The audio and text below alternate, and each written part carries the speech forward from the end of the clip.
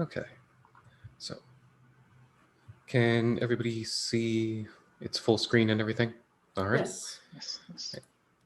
Well, I'm Patrick Brinich, and I'm going to cover verification of algorithm and code generation for signal transforms.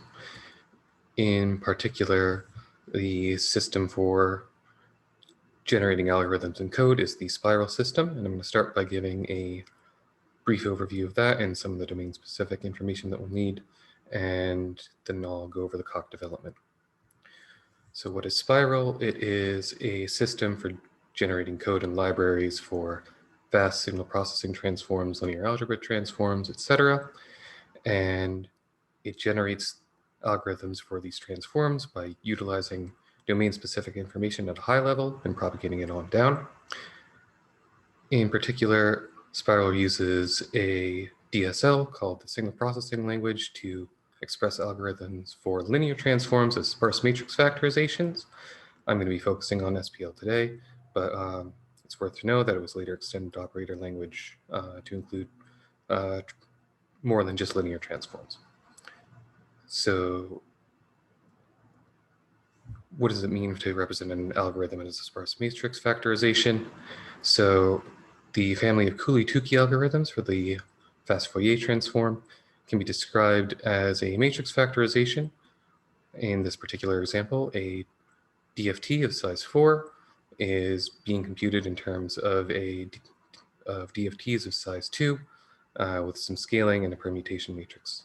And in particular, if you look at the blue factor, you can see two DFTs of size 2 hiding out in there. Likewise, there's two DFTs of size 2 hiding out in the red factor, just slightly more rearranged. So the signal processing language represents these sparse matrix factorizations. There are the subset that we're looking at today just will have symbols that correspond to special matrices. So the identity matrix, a DFT of size 2, the stride permutation shown on the previous slide, etc., parameterized transforms, and matrix operations such as multiplication or the Kronecker product. And the semantics of SPL is straightforward.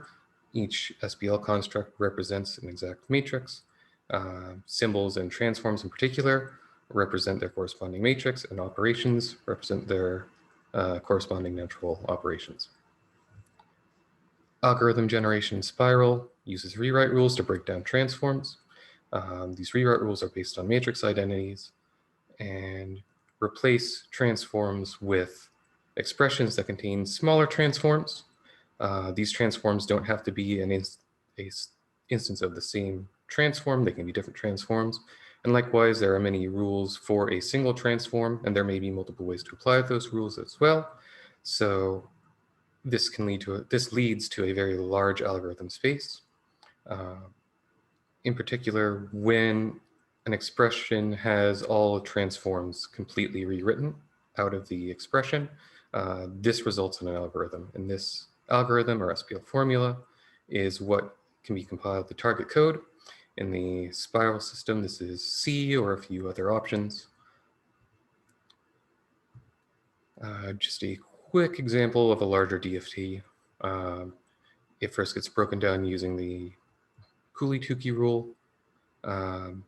For the DFT of size 2 gets replaced with the base case 2-point DFT. The larger DFT of size 8 gets broken down even more. We have another DFT of size 2. A DFT of size 4 once again gets broken down. Now we have two more DFTs of size 2. These get rewritten with the parameterized symbol for the DFT of size 2. And now we have something that can be compiled to target code. The compilation itself is relatively straightforward, a top-down match on SPL constructs with set expressions recursively compiled. And for each construct that's matched, a code template is inserted from the bottom up.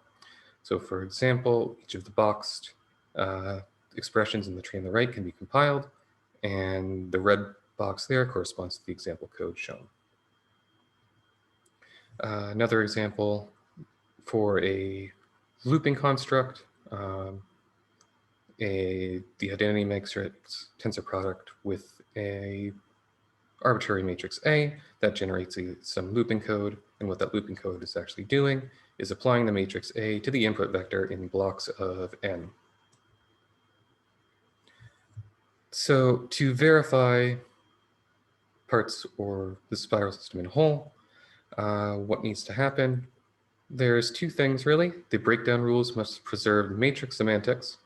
So that is any expression that can be broken down into another SPL expression. Those two expressions must compute the same matrix. And compiled code needs to also preserve semantics. And this is somewhat specific. The compiled code, when run on an input vector x, should compute as the output vector the same vector that you would get by applying the matrix of the compiled expression to the input vector. And we want these steps to preserve the semantics throughout when composed.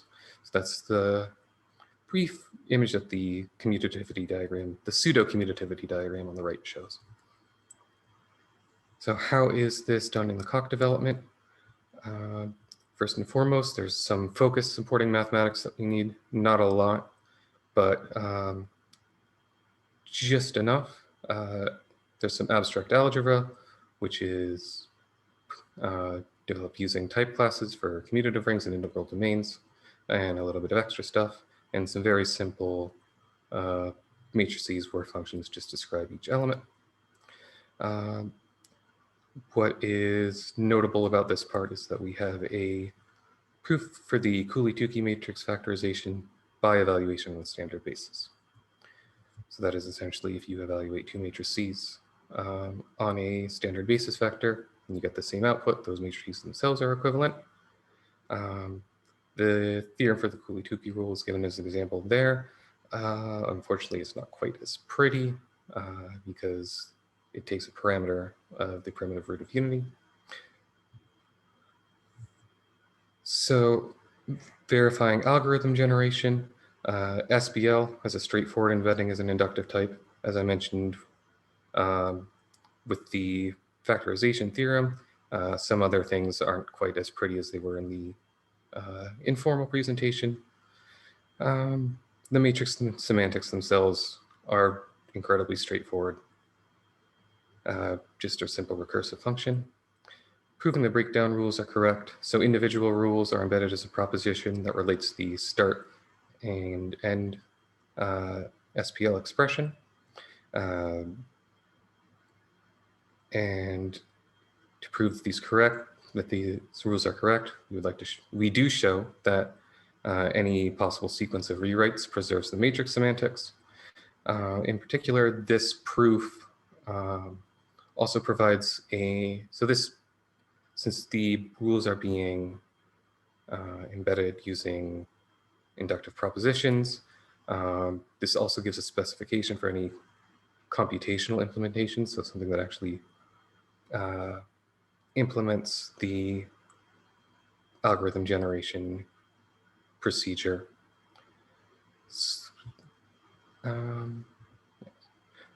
So just an example of one of the breakdown rules. Once again, not quite as pretty. There's a lot going on. Most of it is just ensuring that the element from the integral domain omega is a primitive root of unity, and that gets maintained on the right-hand side of the rule. So in the practice of walking before we start running, the development doesn't target C yet. We're using a very simple imperative language with arrays and particular values and arrays from a commutative ring. And we developed the natural semantics for this using an inductive proposition. And the code templates that are inserted are in compilation are shown correct with respect to a specific specification using Hoare logic. We utilize the mechanized semantic library to define that Hoare logic. And in particular, the templates are shown to be correct, to produce the correct output for any input. And this is total correctness. We do want termination here. In particular, this is just showing a little bit of an example for a parameterized template. I won't spend too much time on here since I'm running a little bit behind. Compilation, once again, it's a top-down pattern match on SPL expressions. Some fresh names are used for each temporary variable to avoid things with aliasing, and correctness is a straightforward proof by induction. The entire process is correct. Any SPL expression that can be broken down that can produce code will produce correct code, and any SPL expression that does produce code is something that was compilable and vice versa. And there is, we have proofs for a function that completely breaks down any DFT of a size of 2. And for future work, there is a significant portion of the spiral system left to verify: additional transforms, rewriting systems for automatic factorization, parallelization, and distributed memory systems. In particular, vectorization is in progress. So more complete algorithm generation and search implementations, loop merging and other optimizations through Sigma SPL, and eventually an extension to OL. And on the code generation side, we would eventually like to target CompCert C, as well as to provide guarantees for code that uses floating-point computation, since in the optimizations performed by the spiral system, there's some implicit reassociations and commuting of operations, which don't necessarily play nice with the IEEE floating-point spec. Okay. Thank you all. Are there any questions? Thank you.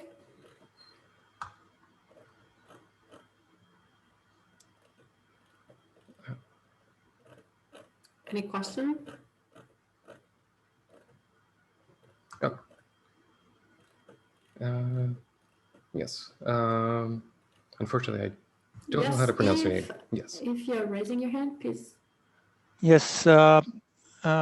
Is it right that in the source language, the DSL that you are considering, you don't have any loops? The only loops you have are in the target language? Exactly. And for now, there is no loops, but in the spiral language, in the complete spiral language, would you have loops? So for anything regarding SPL, I do not believe there's any form of alternation. There may or may not be an OL or code that comes from OL, but I am not 100% sure on that part. I've been focusing mostly on SPL. Okay, thanks. And when you are considering work about floating point numbers, do you wish to prove that you get the best numbers, or do you wish to have at the same time a computation of the quality of approximation and? I'm not 100% sure which direction to take with that. I think it's going to end up being what can be guaranteed as opposed to going for the best possible result.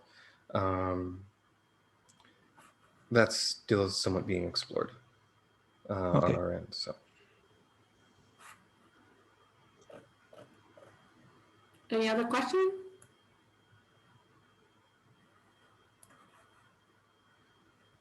No. So if not, thanks for this nice talk. Please remember to stop recording. Thank you.